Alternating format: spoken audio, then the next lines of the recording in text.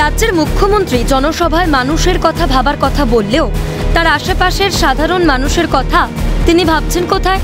এই প্রশ্নটা আজ তুলছে বিভিন্ন মঞ্চের বঞ্চিত চাকরি প্রার্থী থেকে সরকারি কর্মচারী, অস্থায়ী শিক্ষকরাও।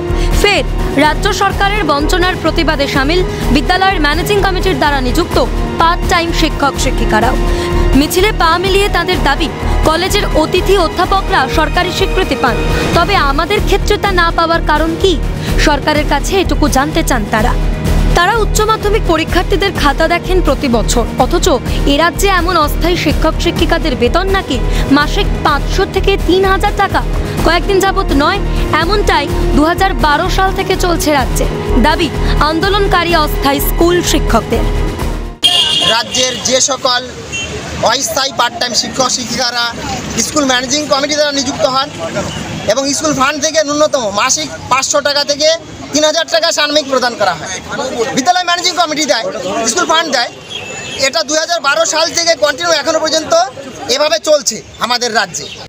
ফান্ড থেকে তাদের বেতন দেওয়া হোক, 7 বছরের স্বীকৃতি দেওয়া হোক, আর যদি তারা স্বীকৃতি না পান তবে ডিআই অনুমোদিত শিক্ষকদের বের করে দিতে হবে বিদ্যালয় থেকে, হুঁশিয়ারি দেন তারা। ধর্মতলার রানী রাসমণি রোডে পৌঁছে শুক্রবারের আন্দোলন আরও ঝাঁঝালো হয়ে ওঠে। সেখানেই অবস্থান বিক্ষোভের পর পুলিশ মারফত মুখ্যমন্ত্রীর কাছে ডেপুটেশনও পাঠান তারা।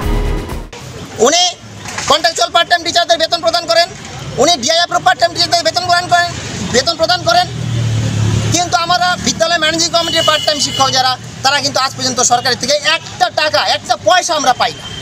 রাজ্য সরকারের কাছ থেকে আর কত বঞ্চনার জলজান্ত উদাহরণ দেখবে মানুষ? এবার জবাব চাইছে বাংলা। ক্যামেরায় প্রসন্ন নস্করের সঙ্গে অয়ন শর্মার রিপোর্ট, ক্যালকাটা নিউজ।